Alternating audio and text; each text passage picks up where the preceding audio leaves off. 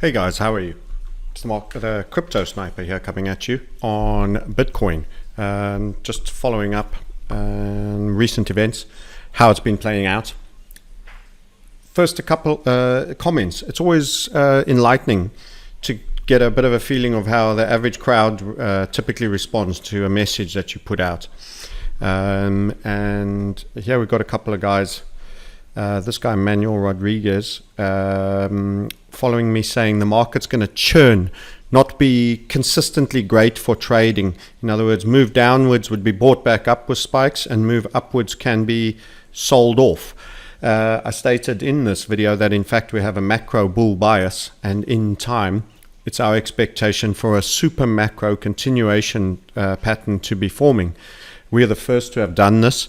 In other words, spoken of a giant HVF, known as a symmetrical triangle in traditional technical analysis, but far inferior as a symmetrical triangle. So HVF is the smartest way to trade it, and you can find out how to do that in the notes below. Book a call in the links, but that's a separate point. So that's the super macro, and that what we're saying is you're going to get a reduction in volatility, and you're also going to have a bit of a frustrating period in that a lot of pattern structures part perform and then fizzle back and then set up a different one in a different direction, and you're going to churn a little bit. So no sooner as I'd done that video where I was saying watch out, it's going to be we're going to be potentially bottoming out, but it could take a while. That's good. There's still some selling pressure, yet there's a very strong volume by price support area. So there's a bit of hammering out going on. There's a little bit of rallying and then fizzling going on. Very soon thereafter, one of the inverted HVF head and shoulders, my apologies, one of the inverted head and shoulders did in fact trigger and began a move up to the perimeter of a channel that we'd also identified, which I'll show you in a charting sense. Straight away you get guys that go jump on you because the market's now in their mind moved. They jump on you to say, oh, how butthurt you are.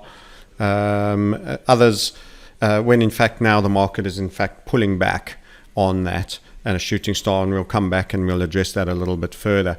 You also get the guys that say, well, you ramble on too long. They don't appreciate a full holistic sense of analysis that's being done. They just want the bullets and the quick hit summary of when moon.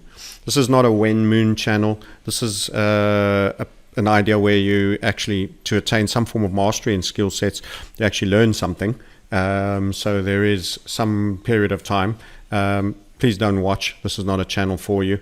I'll actually be blocking you. I don't think you need or deserve it.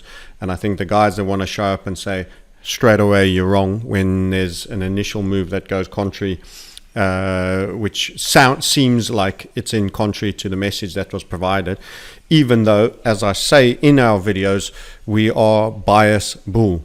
We just don't want to overpay, and we don't want to sit in any churn unnecessarily long. This is where everyone is binary. They think you're bear or you're bull. In actual fact, you're bear, then you cease to be bear, and you're expecting consolidation and support, and you're waiting for evidence thereof. Then you become bias bull, but you're not in, because it's not the right moment. Even if the right moment might be later on and slightly higher up, if it means you avoid a massive amount of pushing up only to be pulled back down, pushing up only to be pulled back down. From a leverage trading point of view, you don't want to be in an environment where patterns are not performing. And the market tells you short-term patterns may frustrate you during this period. So guess what? During that period, stop doing short-term patterns. Now, from an investment perspective, we have investment, which is non-leveraged. We have leverage trading, and then we have super leverage trading, which would be your BitMEX, so the 3 times. We care for this. On the super macro, we're bullish. We expect this long run to go, but we are picking our entry, and we will enter non-leveraged where the timing is not so sensitive. If we feel it's the right price at an investment level, we will trade once we start to see pattern performance, particularly to the bullish side, in line with our expectations. And we'll go super trade when we're getting very clear cuts, very timing specific entries with very tight stops that we could see lead to an outlier gain. That's the principle of what we're electing to do. And that's the principles that our friend Manny and poorly with a little p just don't seem to understand. And then you get a guy like Handy Rams, for example, or who looks like a plumber by trade, seems to have a plunger for blocking toilets, unblocking toilets. Good luck with that. When your crypto becomes outdated in less than 6 hours. So these are people that don't conceptually understand what we do, and are part of a yay boo crowd. So I'll probably block them, not because I'm hypersensitive. I just don't think they're ready for the message here, and they're part of the correct audience or mentality. And the reason I do that is I just like a sanitized, smart, respectful community. I will absolutely be wrong and right, and I think I prefer the words accurate and inaccurate plenty of times, but I don't even assess that inaccuracy is even the correct word. You release something, it finalizes, it goes up on the web, you have no control when it goes and what immediately happens. And if there's a whole bunch of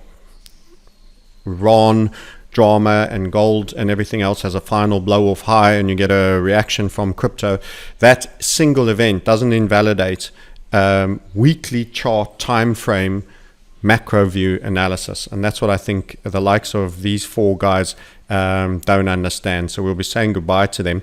And going back to what I actually mentioned here is there is inherently a bull bias. I want to just play this for you.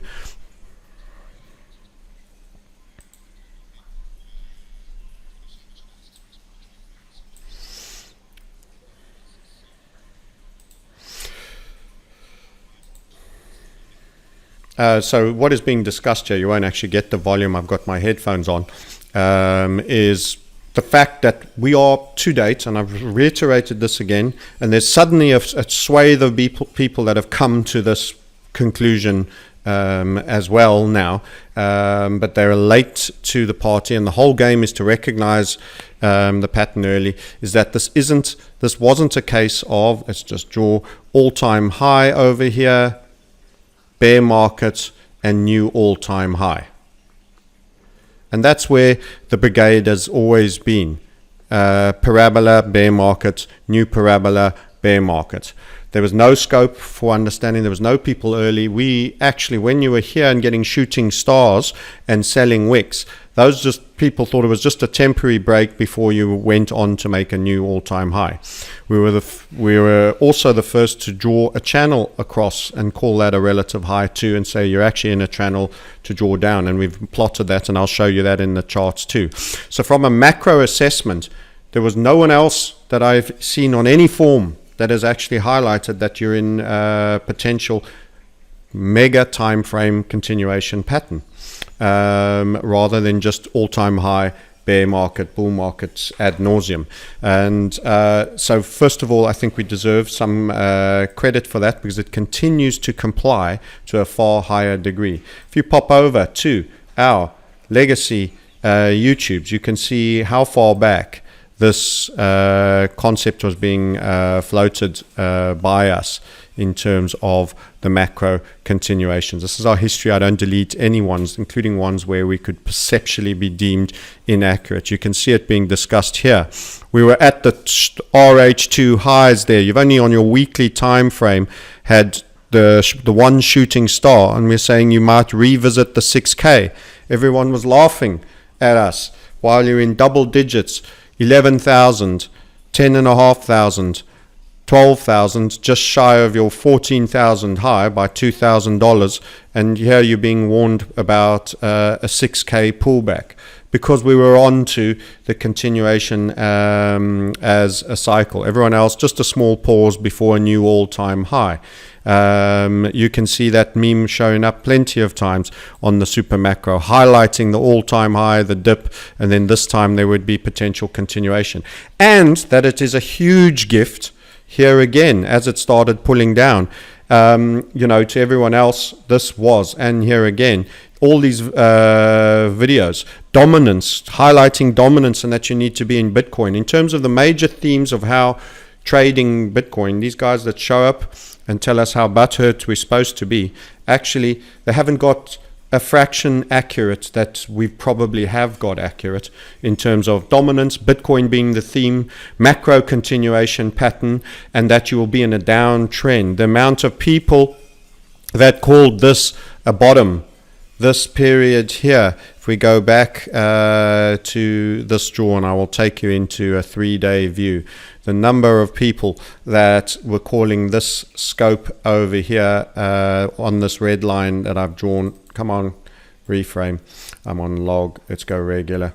This period over here, right there, as a bottom and ready to resume upside, because they are still in their all-time highs, bull bear market all-time highs, bear market all-time highs cycle of thinking, of perpetual, very, very basic, secular, and never seeing the scope for macro time frame continuations.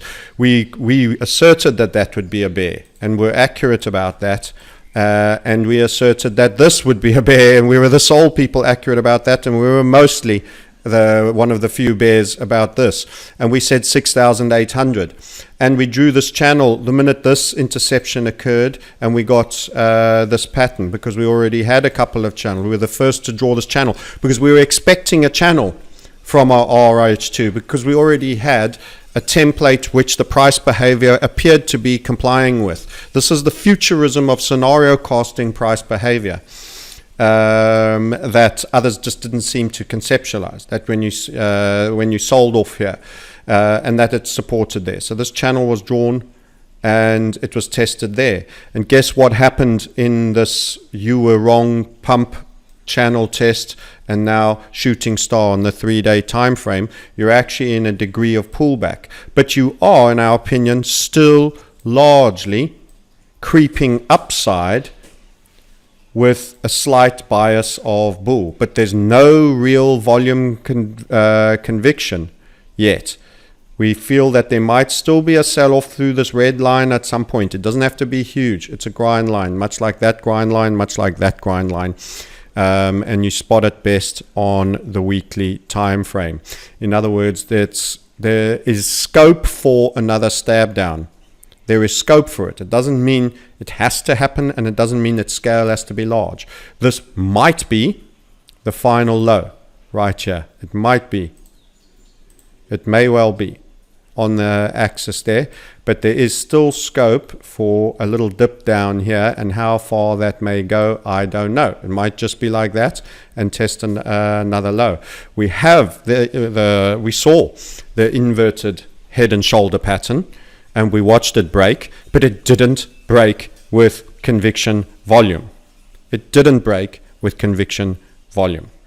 And we are hanging on to the 6.8 target level and this huge volume by price. And we showed that video as well. I think it's also back here when we did volume by price. That was some time ago, highlighting the extent of the support and the price behavior that occurred. That video, Bitcoin fronts up to 6K Maginot line. We were asserted what a bullet was when it broke through that high. You can see that video. What I'm doing, it's in a small preview. I don't intend to go right into the video. They're all there, the good, the bad, and the ugly. That line there, what a key level, and how it reasserted the bullishness when it broke that, and how I touched on it again. This will be a key support level. It's particularly supportive on the way down. We smashed up through it on the bullish side, but it'll be particularly supportive on the way down, and that's kind of where we are now. So that means that selling pressure there's still a bit of selling around, but there's that very strong support level, and there's just that little battle royal around that, which is playing out. And you're not easily getting away on a complete streaking run on high conviction volume. This is not significant volume for the time frame under review. We've done a lot of charts on this, most of which is exclusively for my premium area. So understanding Bitcoin is the game for us, I have to say. So if we just go to, let's just have a look at this, which includes taking on understanding the dollar, which is actually part of the other part of the question. If you followed this, we shorted the Euro USD on the shooting stars here, and it's come well down out of that range. And why is that interesting? Because if the dollar starts to show a bit of strength, you start to have a situation where Bitcoin just has a little bit more of a headwind. It's not dominant at the moment. It's not powerful, supreme impulsiveness. It's trying to base out. And you can see what I'm highlighting. The bull markets have building volume. The bull markets have building volume. Here's 3 or 4, change color, pretty in the transgender pink. Here's the growing volume from the low into the high. People understand that. In the bear market, you slowly dissipate of volume, which you are doing, which shows that we are going to be turning the end of the bear unless you get a final capitulation. And we highlighted this. There was a final capitulation of volume. The bear market dissipated volume. It climbed in the final capitulation, that point. This is a log scale at this same level where we are sitting now. You normally have a final capitulation in the volume, which is, every last man can't bear to hold on any longer. We hadn't quite had that yet. So this is why we were suggesting that it may not fully have played out. It can drift. It's on a grind line. Maybe you just get a stab through that grind line on a little bit of panic, and then those people are out. You can see the final melt up of volume at this low in this bear market period. Here's your growing volume on the bull, eventually your volume descending slowly to an extreme low, and then a capitulation volume. This is your main capitulation. That is your low. And then you start building volume on green candles, and that's the beginning of your bull run. It had this little stop and think, and then it reasserted here into this. This was a double cycle bull run that you had from that high up to there.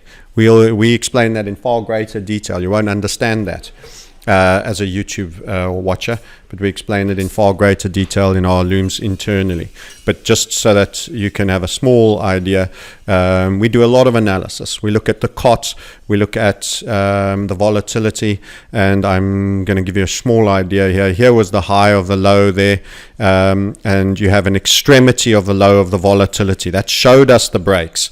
These are where we're showing you where the breaks will occur. This was high volatility point and coming down, and there was also a great consistency between the large specs, the commercials, and the small specs. All these tight zones are major move zones. You'll understand why in greater detail in a program. Find out why. So these constriction points were all major moves. That was your capitulation low. It was extreme high vol. Here was another constriction on your large and small. That means a very low divergence of opinion between small and large specs. And there you had low volatility, and that was a great buy point to start traveling up. Let's just draw it properly. Get that square out of there. There you can see it. That's your perfect buy point. In fact, I need another color. Let's go blue. That's your perfect buy point. These were your perfect sell points there. And then when you got macro divergence between the small and large specs, you got your first warning move, and then you got your secondary one at the extreme high volatility. That's your blow off move. Those were your get out points. That was your best get out point, and that was your extremist. What people weren't realizing is for the bullishness, you need ideally the extremity of the low volatility, not just low. We were kind of low here, but we could go a bit lower. But we were still quite broad in the divergence of view. So there's a lot of things that we were waiting for that weren't quite fully there, including their volume analysis, which we also highlight. So here you get Bollinger Bands. So we don't have a stab at analyzing Bitcoin. We don't mess around looking at all these other shit coins. We properly have a look at the main God market, because otherwise things aren't going to happen. So, we're not part-timers. I've been doing technical analysis for 35 years.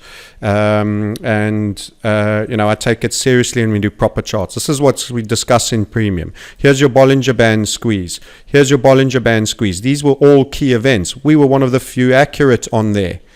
For the Butthurts Brigade, because you got a small rally off this, and that means therefore we're wrong about this being a churn market along the bottom here, that with a mild bullish that's going to make a third impulse like this and then go to the upside. We'll see how it pans out. Maybe we will be wrong. I don't mind. I don't care about wrong or right. I care about making money for myself and for my community members. This was a squeeze. We saw that as a squeeze, and we saw it as a first downside continuation, a new pattern, and called 6-8. And you got your bumpy ride in a channel. And we warned it won't be so clear-cut bearish. It could be bumpier.